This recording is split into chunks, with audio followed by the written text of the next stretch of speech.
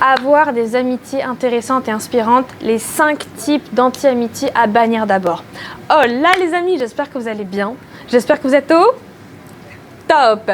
Si tu ne me connais pas encore, je suis Solène Benini, la personne qui t'accompagne à devenir ton jeune, ta jeune exception, c'est-à-dire un jeune plus confiant, plus déterminé, plus inspirant, à réaliser ce que j'appelle ton chef-d'œuvre existentiel, c'est-à-dire le rêve pour ta vie, et attirer d'autres amitiés, d'autres jeunes d'exception, donc des jeunes on fire pour créer des amitiés d'exception, c'est-à-dire des amitiés inspirantes, impactantes et challengeantes pour toi et pour ta vie.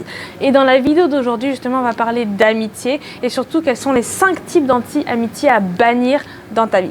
C'est tout de suite et c'est sur Jace. Avant tout, si ce n'est pas déjà fait, si c'est la première fois que tu viens sur la chaîne Jeune d'Exception Youngstar, je t'invite à t'abonner en cliquant sur le bouton rouge, le bouton s'abonner juste en dessous de YouTube parce que tous les matins, je te publie de nouvelles vidéos de conseils en confiance en soi, en estime de soi, à l'université et au lycée, et comment devenir ton jeune d'exception, révéler ce jeune qui sommeille en toi. Et je t'invite aussi à mettre un petit pouce bleu à cette vidéo. Maintenant que tout ceci est dit, rentrons dans le vif du sujet.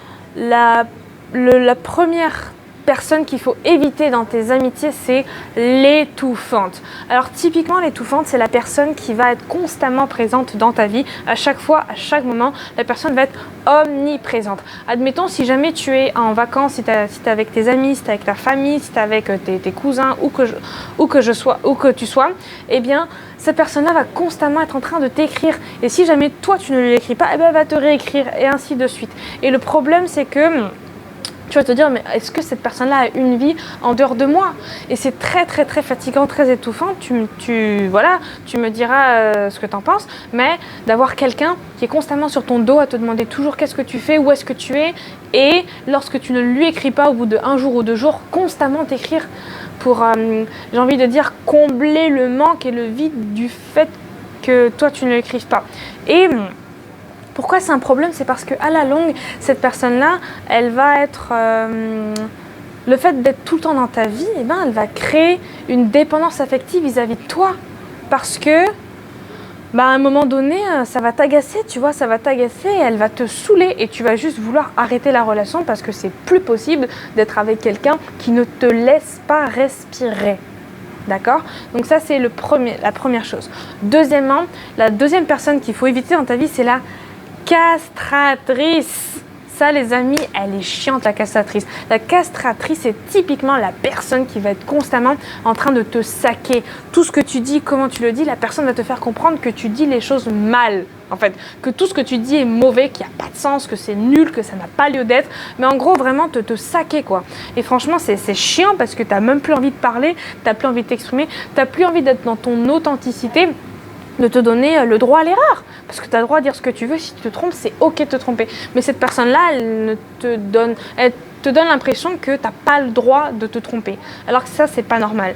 Et attention, ne pas confondre la castratrice avec la personne qui manque de tact. Parce que la castratrice, elle va te dire les choses méchamment avec l'intention malveillante de te faire du mal.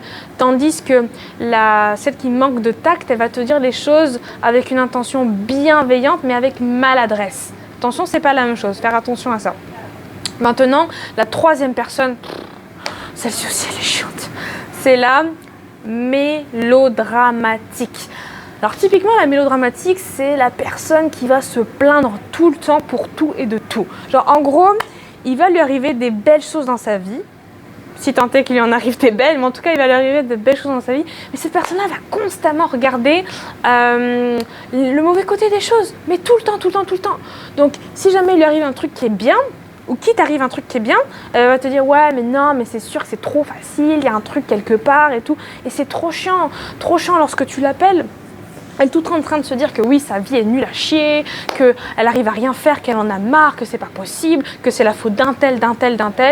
Et ça, pourquoi est-ce qu'il faut éliminer cette personne-là de ta vie? C'est parce que si jamais tu lui racontes tes aventures, si jamais tu lui racontes le truc de malade que tu as vécu, le truc de dingue, eh ben, cette personne-là peut limite devenir envieuse et en fait te dire que ouais, non, mais c'est trop facile. En fait, te voir le mauvais côté des choses.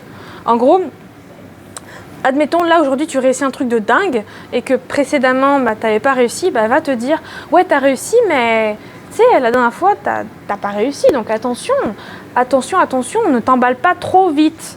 C'est typiquement le type de choses qu'elle va te dire. Ne t'emballe pas trop vite, doucement, c'est trop facile.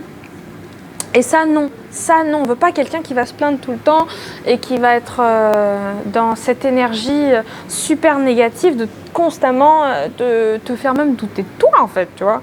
Donc ça, on élimine les personnes qui voient le verre à moitié vide alors que nous, on veut voir le verre à moitié plein. Ok, on va avoir une vie de malade.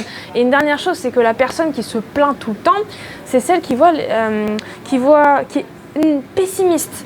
Alors que nous, en tant que jeunes d'exception, on est optimiste. On veut voir le bon côté des choses et pas le mauvais côté des choses. Ok ? Quand il pleut, on veut voir le soleil derrière la pluie. Ok ? Donc ça, c'était la troisième personne. La quatrième personne à éviter dans ta vie, c'est la trop sérieuse. Alors ça, typiquement, c'est la personne qui est la personne qui prend tout au sérieux, trop au sérieux. Pas de légèreté, manque de lâcher prise.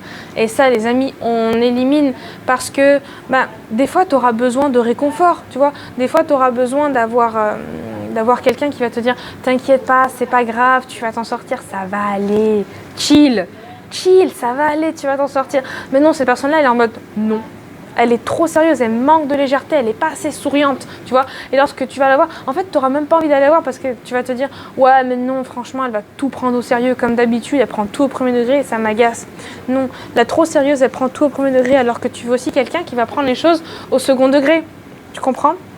Donc ça, c'est la quatrième personne. Et la cinquième personne, cette personne-là, j'ai nommé la molle. Alors la molle, comme son nom l'indique, c'est un vrai légume. En fait, la molle, c'est la personne qui est avachie dans son canapé et qui attend que tout arrive comme ça sur un plateau d'argent. C'est un légume. La molle est un légume. La molle est une personne qui ne se bouge pas les fesses pour aller chercher ce qu'elle a envie de chercher. Et la molle, on la next de la life parce que c'est typiquement la personne avec qui tu auras des discussions insipides, des discussions sans valeur, des discussions qui ne vont pas te challenger, qui ne vont pas te donner envie de donner le meilleur de toi-même. Cette personne-là n'attend pas en fait, si, cette personne-là attend que les choses arrivent toutes seules. C'est pas quelqu'un qui va se lever de son canapé qui va commencer à faire un plan d'action et à vouloir avoir envie que les choses changent.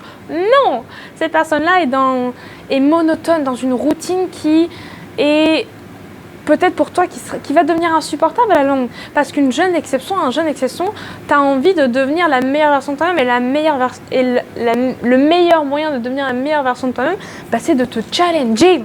Et ça, la molle, elle ne se challenge pas, sa vie est monotone. Donc voilà, on next la molle de notre life. Voilà les amis, la vidéo d'aujourd'hui est terminée. J'espère qu'elle t'aura plu, j'espère qu'elle t'aura inspiré, j'espère qu'elle t'aura impacté. Évidemment, la discussion continue en bas par commentaire. Et si ce n'est pas déjà fait, je t'invite à t'abonner en cliquant sur le bouton rouge pour s'abonner juste en dessous de YouTube. Parce que dès demain, tu auras une nouvelle vidéo de conseils de ma part en confiance en soi, en estime de soi, au lycée, à l'université et surtout comment créer des amitiés d'exception. Maintenant que tout ceci est dit, moi je te dis à très vite. D'ici là, n'oublie pas que tu es un jeune d'exception, une jeune d'exception et que tu déchires tout dans ta vie. Go changer le monde les amis. Bye bye.